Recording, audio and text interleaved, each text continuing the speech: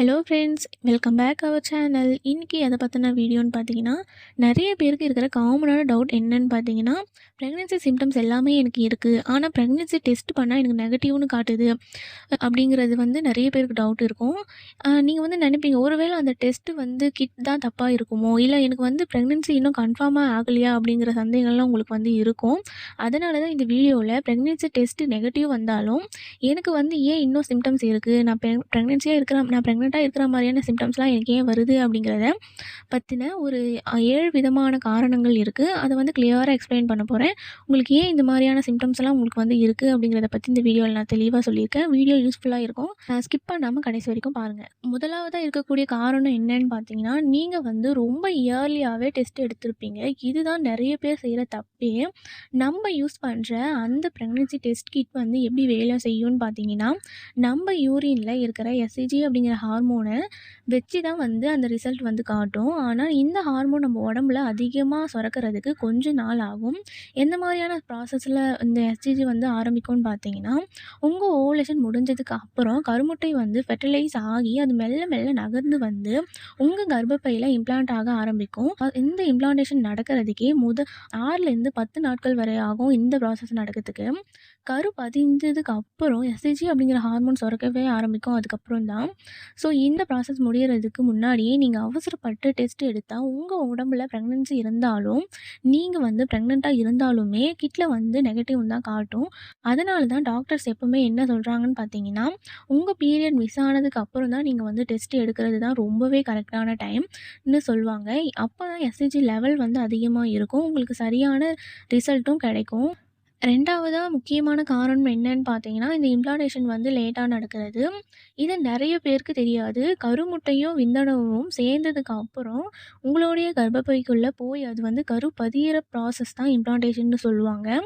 இந்த கர்ப்பப்பை சுவரோட உங்களுடைய கர்ப்பப்பை சுவரோட அந்த கருமுட்டை ஒட்டிக்கிட்ட அதுக்கப்புறம் தான் உங்களோட உடம்புல எஸ்சிஜி அப்படிங்கிற ஹார்மோன் சுரக்கவே ஆரம்பிக்கும்.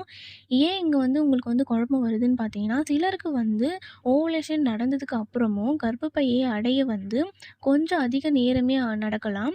இதனால தான் உங்களுக்கு கிட்ல நெகட்டிவ்னு காட்டலாம். என்ன நடக்கும்னு பார்த்தீங்கன்னா, இம்ப்ளான்டேஷன் லேட்டாக நடந்தால் உங்களுடைய உடம்புல எஸ்சிஜி ஹார்மோன் அளவும் லேட்டாக தான் அதிகமாகும்.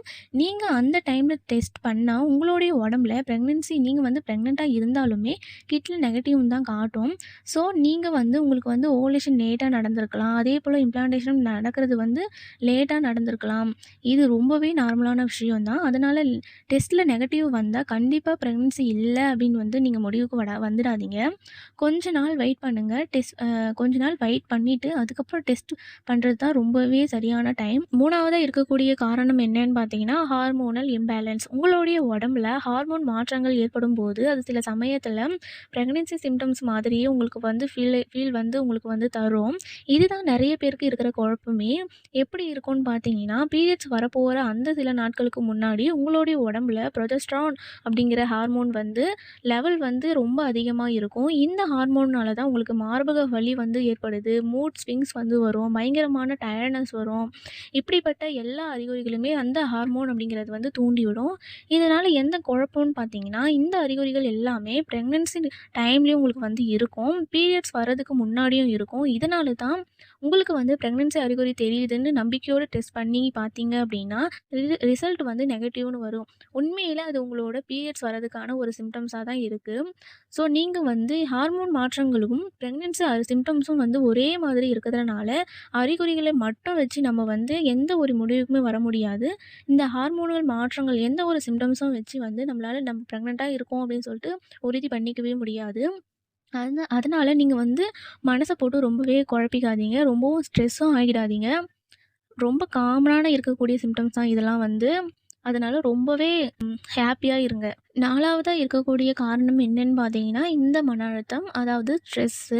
ப்ரெக்னென்சி ட்ரை பண்ணுற எல்லா பெண்களுக்குமே இந்த முறை கண்டிப்பாக நான் ப்ரெக்னென்ட் ஆகிடுவேன் அப்படிங்கிற பெரிய எக்ஸ்பெக்டேஷனில் இருப்பாங்க. இந்த எதிர்பார்ப்பும் அதுக்கப்புறம் பதட்டம் இயல்பாக எல்லாருக்குமே மன அழுத்தத்தை உருவாக்கும். ஸ்ட்ரெஸ்ஸை கண்டிப்பாக உருவாக்கும். இந்த மன அழுத்தம் உங்கள் உடம்புல பல மாற்றங்களை ஏற்படுத்தும். சில அறிகுறிகளை இந்த மன அழுத்தம் உங்களுக்கு வெளிப்படுத்தும். ஏன் இந்த மாதிரி நடக்குதுன்னு பார்த்தீங்கன்னா, நீங்கள் ரொம்ப ஸ்ட்ரெஸ்ஸாக இருக்கும்போது உங்கள் உடம்புல இருக்கிற கார்ட்டிசோல் அப்படிங்கிற ஒரு ஹார்மோன் அதிகமாகி, அது உங்க ஜீரண மண்டலத்தையும், எனர்ஜி லெவலையும் வந்து பாதிக்கும். இதனால ஒரு மாதிரியான குமட்டல் உங்களுக்கு வந்து ஏற்படும். காரணமே இல்லாம ரொம்ப சோர்வா இருப்பீங்க. சாப்பிடவே பிடிக்காம போறது, இல்ல அப்படின்னா பசி வந்து மாறுபடும். இது மாதிரி உங்களுக்கு வந்து உணர்வுகள் வந்து ஏற்படும். இந்த அறிகுறிகள் எல்லாமே பிரெக்னன்சி சிம்ப்டம் மாதிரியே இருக்கும். ஆனா, அதுக்கு காரணம் வந்து உங்களுடைய இந்த ஸ்ட்ரெஸ் அப்படிங்கிறது தான். அதனால சிம்ப்டம்ஸ மட்டும் வச்சு நீங்க பிரெக்னன்சி கன்ஃபார்மே பண்ணவே முடியாது. இந்த மாரி அறிகுறிகள் வந்து நீங்க ஸ்ட்ரெஸ்ஸால இருக்கிறதுனால, உங்களுடைய உடம்புல இந்த மாரியான சிம்ப்டம்ஸ்லாம் தெரிய ஆரம்பிக்கும். 5வது இருக்கக்கூடிய காரணம் என்னன்னு பார்த்தீங்கன்னா, நீங்க வந்து பிரெக்னன்சி டெஸ்ட் எடுக்கும்போது செய்ற சின்ன சின்ன மிஸ்டேக் கூட உங்களுக்கு வந்து நெகட்டிவ்னு காட்ட நெறைய வாய்ப்பு இருக்கு. ஒரு பிரெக்னன்சி டெஸ்ட் கிட்டை வந்து நீங்க எப்படிலாம் பயன்படுத்தணும் அப்படிங்கிறது ரொம்பவே முக்கியம். அதனால கூட உங்களுக்கு நெகட்டிவ் வர நெறையவே சான்சஸ் இருக்கு. எப்போ வந்து நீங்க டெஸ்ட் வந்து எடுக்கணும்னு பார்த்தீங்கன்னா, காலையில எடுக்கணும். ஏன் காலையில ஃபர்ஸ்ட்டு எடுக்கணும்னு பார்த்தீங்கன்னா, நீங்க டெஸ்ட் பண்ணுறதுக்கு மார்னிங் ஃபர்ஸ்ட்டு யூரின் தான் ரொம்பவே பெஸ்ட்டு. ஏன்னா, நீங்க நைட் ஃபுல்லா தூங்கி எழுந்திருக்கிறதுனால, அந்த நேரத்தில உங்களோட யூரின்ல எஸ்சிஜி அப்படிங்கிற ஹார்மோன் வந்து ரொம்ப அடர்த்தியா இருக்கும். இதனால தான் காலையில எடுக்கிறது ரொம்பவே பெஸ்ட்டு. ஏன் நான் காலையில எடுக்கணும், நான் ஈவினிங் எடுக்கலாமான்னு கேட்டிங்கன்னா, ஈவினிங் பண்ணா என்ன நடக்கும்னு பார்த்தீங்கன்னா, நீங்க பகல் நேரத்தில நெறைய தண்ணி குடிச்சிட்டு, மதியம் இல்ல அப்படின்னா சாயங்காலம் நேரத்தில வந்து டெஸ்ட் பண்ணீங்க அப்படின்னா, அந்த யூரின்ல வந்து ஹார்மோனோட அளவு வந்து நீர்த்து போய் இருக்கும். இதனால தான் உங்களுடைய பிரெக்னன்சி நீங்க வந்து பிரெக்னன்ட்டா இருந்தாலுமே, அது வந்து கிட்ல வந்து தெரியாம போக நெறையவே வாய்ப்பு இருக்கு. இத தான் வந்து ஃபிளாஷ் நெகட்டிவ் அப்படின்னு சொல்லுவாங்க. அதாவது நீங்க கன்சீவா இருக்கீங்க. ஆனா டெஸ்ட் ரிசல்ட் தப்பா காட்டும். நெகட்டிவ்னு காட்டும். அதனால ரொம்ப தெளிவான ரிசல்ட் வேணும்னா உங்களுக்கு வந்து காலையில நீங்க எழுந்த உடனே முதல் முறை போற அந்த யூரின வச்சு டெஸ்ட் பண்ணீங்க அப்படின்னா 100% சரியான ரிசல்ட் வந்து உங்களுக்கு கிடைக்கும். 6வதா இருக்கக்கூடிய காரணம் என்னன்னு பார்த்தீங்கன்னா, இது வந்து எல்லாருமே கவனிக்காத ஒரு சின்ன விஷயம் தான். இதுதான் வந்து டைலூட்டட் யூரின்னு சொல்லுவாங்க. அதாவது நீங்க டெஸ்ட் எடுக்க போறதுக்கு முன்னாடி நல்லா தண்ணி குடிச்சா தான் யூரின் வரும்னு நெனச்சு அதிகமா தண்ணி குடிச்சிருப்பீங்க.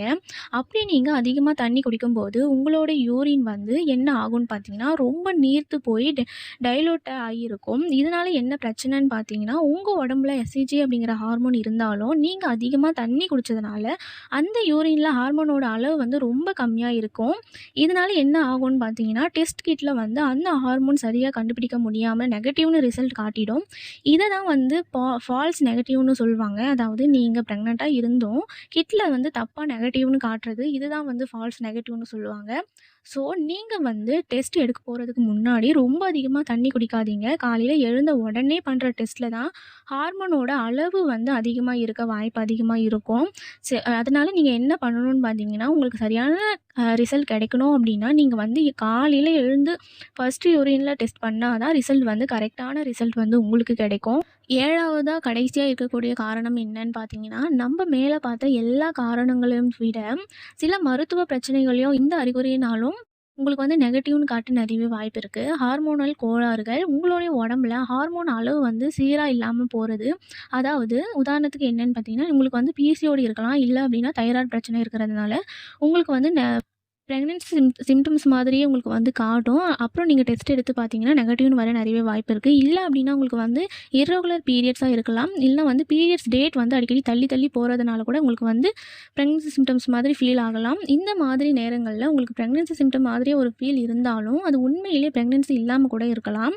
இதனால உங்களுக்கு வந்து தொடர்ந்து இதே மாதிரி டவுட் இருந்தாலோ, இல்ல பீரியட்ஸ் தள்ளி தள்ளி போயிட்டு இருந்தாலோ, உங்களுக்கு வந்து நீங்க யோசிக்காம ஒரு டாக்டர கன்சல்ட் பண்றது தான் ரொம்பவே நல்லது. ஏன்னு பார்த்தீங்கன்னா, டாக்டர் உங்களுக்கு வந்து பிளட் டெஸ்ட் மூலியமா எஸ்சிஜி பிளட் டெஸ்ட் மூலமா உங்களுக்கு இல்ல அப்டின்னா, அல்ட்ரா ஸ்கேன் மூலமா உங்களுக்கு வந்து தெளிவான முடிவ வந்து உங்களுக்கு சொல்லுவாங்க. இதனால நீங்க வந்து யோசிக்காம ஒரு டாக்டர கன்சல்ட் பண்றது தான் ரொம்பவே நல்லது. இல்ல அப்டின்னா பீட்டா எஸ்சிஜி டெஸ்ட் இல்ல வந்து ஸ்கேன் எடுத்து பார்த்தீங்கன்னா, உங்களுக்கு கன்ஃபார்மா தெரிஞ்சிடும் நீங்க பிரெக்னன்ட்டா இருக்கீங்களா? இல்லையா? அப்டின்றது.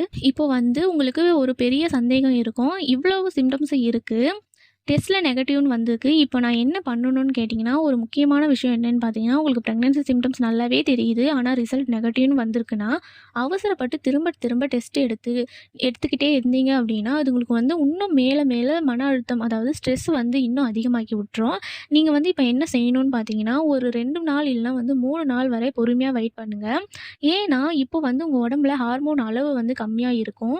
ஒரு 3 நாள் கழிச்சு நீங்க டெஸ்ட் பண்ணும்போது ஹார்மோன் அளவு வந்து அதிகமா இருக்கும். இருக்கும். ரிசல்ட்டும் ரொம்ப கிளியரா தெரியும் உங்களுக்கு. எப்போ நீங்க வந்து ஃபீல் பண்ணணும்னு பார்த்தீங்கன்னா, ஒரு 3 நாள் கழிச்சு திரும்பியும் டெஸ்ட் பண்ணி பார்க்கும்போது நெகட்டிவ்னு வருது. ஆனா உங்களுக்கு வந்து பீரியட்ஸே வரல அப்டின்னா, உடனே நீங்க ஒரு டாக்டர வந்து கன்சல்ட் பண்ணுங்க. அவங்க வந்து உங்களுக்கு பீட்டா எஸ்சிஜி டெஸ்ட் வந்து எடுப்பாங்க. இல்ல அப்டின்னா ஸ்கேன் பண்ணி பார்ப்பாங்க. அதுல வந்து என்ன ரீசன்னு சொல்ட்டு உங்களுக்கு தெளிவா சொல்லிடுவாங்க. இதுதான் ரொம்பவே பாதுகாப்பான ஒரு விஷயம் அப்டின்னு சொல்லலாம். வீடியோ முடிக்கிறதுக்கு முன்னாடி நான் சொல்லணும்னு நினைக்கிற ரொம்ப முக்கியமான விஷயம் இதுதான். நம்ம சேனல்ல சொன்ன எல்லா சிம்ப்டம்ஸும் எல்லாமே உங்களுக்கு இருக்கிறதுக்காக, நீங்க வந்து கன்சீவா இருக்கோம் அப்படின்னு சொல்லிட்டு, நீங்க ஒரு முடிவுக்கு வந்துடாதீங்க. சிம்ப்டம்ஸ மட்டும் வச்சு பிரெக்னன்சி வந்து 100% கன்ஃபார்ம் பண்ணவே முடியாது. ஏன்னா, நான் முன்னாடியே சொன்ன மாதிரி ஹார்மோன் மாற்றங்களால கூட உங்களுக்கு பிரெக்னன்சி மாதிரி சிம்ப்டம்ஸ் வந்து தெரிய ஆரம்பிக்கும். அப்போ எப்படி தான் தெரிஞ்சுக்கிறது அப்படின்னு கேட்டிங்கன்னா, பிரெக்னன்சி வந்து கன்ஃபார்ம் பண்ண ஒரே வழி வந்து டெஸ்ட் கிட் இல்ல அப்படின்னா, பிளட் டெஸ்ட் மூலமா தான் கண்டுபிடிக்க முடியும். இதுதான் வந்து அறிவியல் பூர்வமான அக்யூரேட்டான ரிசல்ட்டும் குடுக்கும் உங்களுக்கு. அதனால அறிகுறிகள் ஒரு சின்ன சிக்னல் தான். "இவ்ளோ சொல்றியே, அப்புறம் எதுக்கு இவ்ளோ சிம்ப்டம்ஸ் சொல்ற?" அப்படின்னு சொல்லிட்டு கேட்டீங்கன்னா, உங்களுக்கு வந்து நீங்க இயர்லியா கண்டுபிடிச்சிட்டீங்க. இவ்ளோ சிம்ப்டம்ஸ்லாம் இருக்கு. எனக்கு வந்து நான் பிரெக்னன்ட்டா இருக்கேன்னு சொல்லிட்டு நீங்க கொஞ்சம் ஜாக்கிரதையா இருக்கணும் அப்படின்னு சொல்லிட்டு தான் நான் உங்களுக்கு வந்து சொல்றேன். அதனால இந்த மாரி சொல்றதுக்கு எதுக்கு சொல்றேன்னு என்ன வந்து திட்டாதீங்க. ரிசல்ட் உங்களுக்கு வந்து அக்யூரேட்டா நான் கன்சீவா இருக்கேன் அப்படின்னு சொல்லிட்டு நீங்க தெரிஞ்சீங்கன்னா, பெஸ்ட்டு வந்து அந்த பிரெக்னன்சி டெஸ்ட் எடுக்கிறது தான் ரொம்பவே முக்கியமானதுன்னு நான் சொல்லுவேன். ஸோ, இன்னைக்கு வீடியோல பிரெக்னன்சி டெஸ்ட் நெகட்டிவ் வந்தாலும், ஏன் சில சமயம் வந்து பிரெக்னன்சி சிம்ப்டம்ஸ் மாதிரி நம்மளுக்கு தெரியுது அப்படிங்கிறத பத்தி டீட்டெயிலா பார்த்தோம். இந்த தகவல் வந்து உங்களுக்கு பயனுள்ளதா இருந்தா, மறக்காம வீடியோக்கு ஒரு லைக் பண்ணிடுங்க. உங்களுக்கு பிரெக்னன்சி சந்தேகமா வேற எதனா டவுட் இருந்துச்சுன்னா, தாராளமா கமெண்ட் செக்ஷன்ல கேளுங்க. இந்த மாரி நெறைய டிப்ஸுக்கு, நெறைய பிரெக்னன்சி சம்மந்தமான வீடியோக்கு நம்மளோட சேனல நீங்க சப்ஸ்கிரைப் பண்ணி வச்சுக்கோங்க. அடுத்த ஒரு பயனுள்ள வீடியோல உங்கள சந்திக்கிறேன். இந்த வீடியோ பார்த்தமைக்காக அனைவருக்கும் மிக்க நன்றி.